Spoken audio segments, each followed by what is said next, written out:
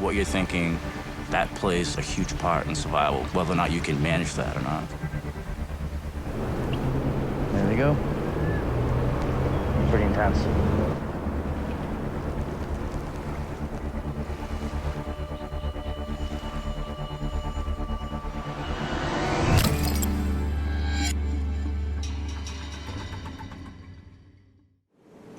Hey, what's going on? This is Mitch with Alone. A lot of questions here.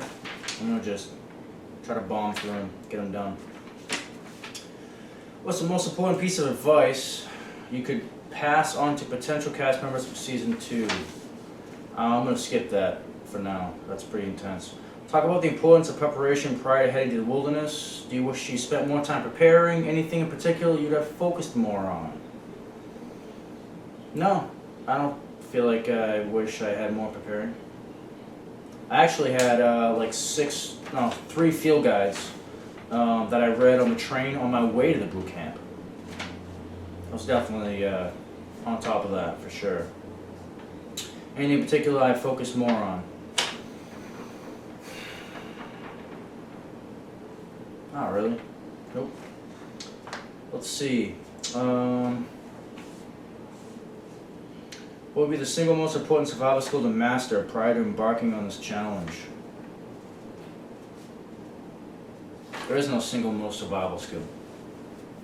That's a myth. Because you can be the best person at fire in the world, slice yourself open, if you're not good at first aid, you die. It does not matter, right? So you need to be good at everything. You need to be on top of your game. Talk about how this was a personal journey for me. What was my mindset prior to starting? How did that change, if at all, after? How was it a personal journey for me?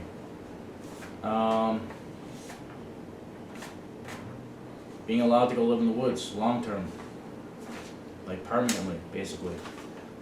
In small amount of kit, you know? That was pretty cool little personal journey. Normally you have to get back for something, right? What was my mindset? I had a job to do. That was my mindset. Take care of myself. There's no way to get out. Talk about the process of self-documenting. Any advice or anything that I learned that I can pass along?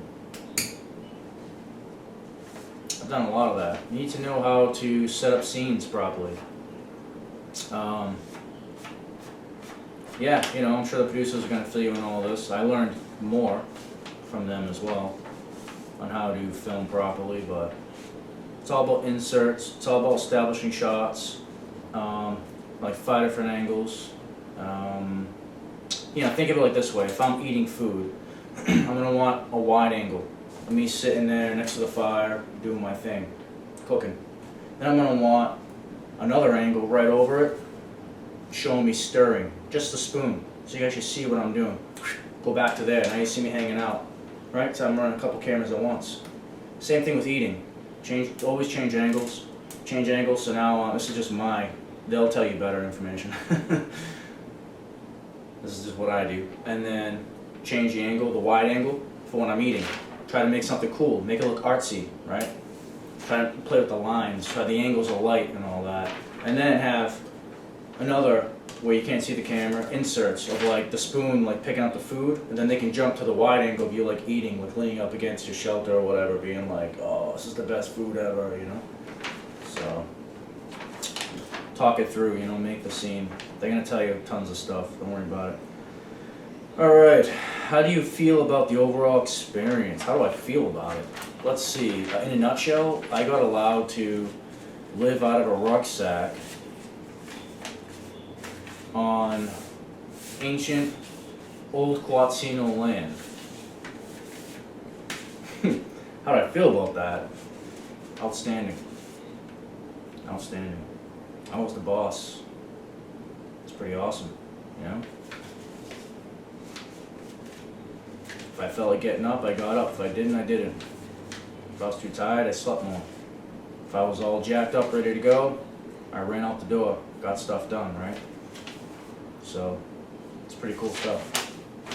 All right. Did you feel that the production, I don't know if it's the same producers this time, but my producers, Grant, Mandel, etc. Dan was there, of course. There's quite a few. Gina was there as well. Was trustworthy and had your safety and best interests in mind.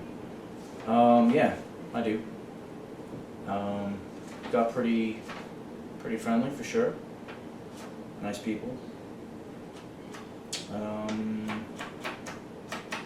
Don't do that on camera. Don't say a lot when you're filming. I usually don't. Yeah, they're gonna take care of you. For sure. I had a lot of issues with the technical aspect, and they kept on trying to fix it. Not like I saw them very often, but when I saw them, they would swap out equipment that wasn't working well. Because I was so far in the woods, I was so alone, so remote, that some of my equipment was spotty on the sat phone and stuff like that. So they were concerned, so that was cool.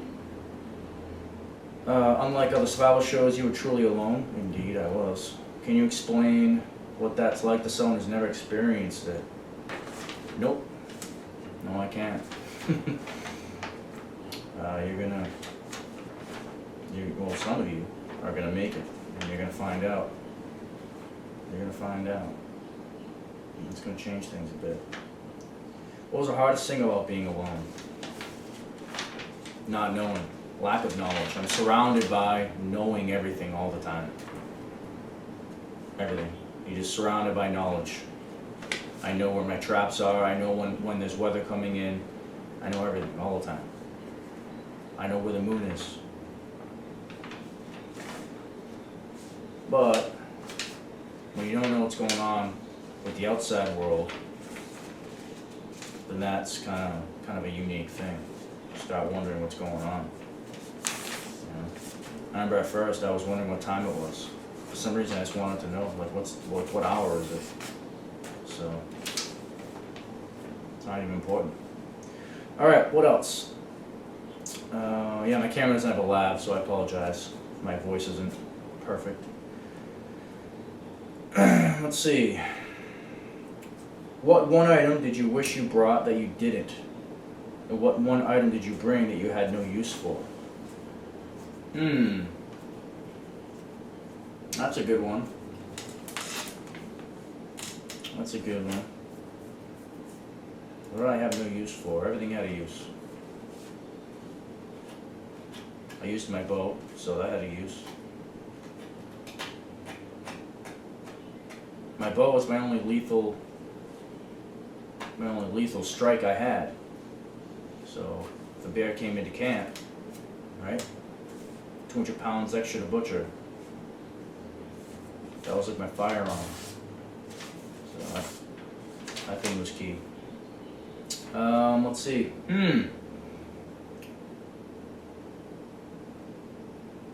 What did I bring that I wish I didn't? Nothing. I liked all my kit. It all had a perfect purpose. Can't think of anything that didn't get worked. I only had really 9 things, because my bivvy counted as an item. I had a 9-piece kit. That's pretty crazy. Alright, any regrets?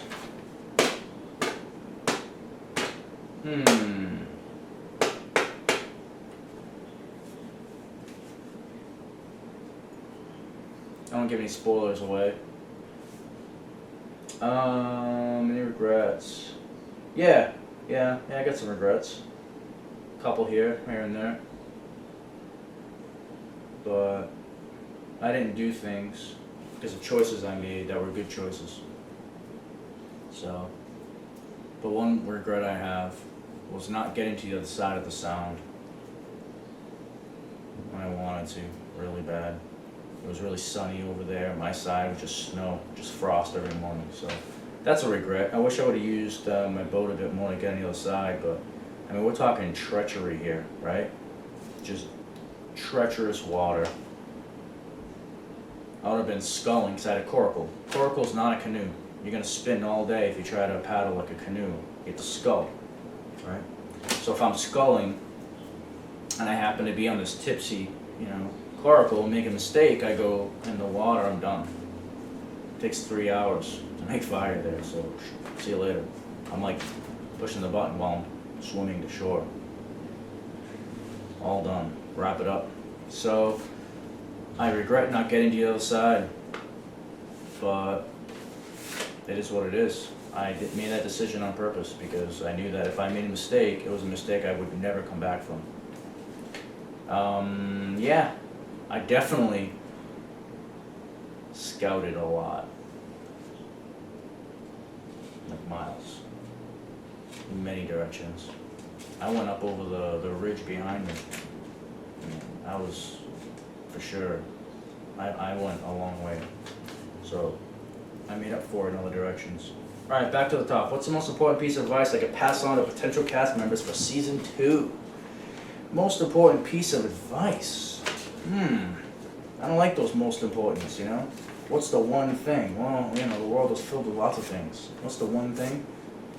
Man. So one thing I could pass on to you.